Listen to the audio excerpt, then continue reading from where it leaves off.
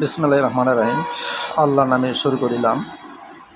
আমি আপনাদেরকে যেটা বলতে চাচ্ছি, আপনারা দেখতে পাচ্ছেন এখানে 4টি নৌকা আছে।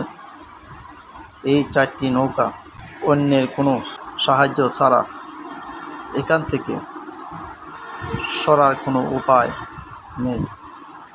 যদি থাকে অন্যের সাহায্য প্রয়োজন হয়, তাহলে অন্যের সাহায্য ছাড়া এখান থেকে যাওয়া তাহার আর কোনো উপায় নেই।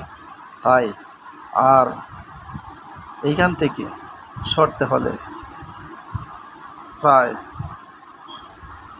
7 থেকে 8 মাস পর্যন্ত এখানেই অপেক্ষা করতে হবে, বর্ষা না আসা পর্যন্ত। আর এখান থেকে যাওয়ার আর কোনো বিকল্প রাস্তা নেই। তাই আমি বলছি, তাদের এখানেই অপেক্ষা করতে হবে 7 থেকে 8 মাস পর্যন্ত। ধন্যবাদ।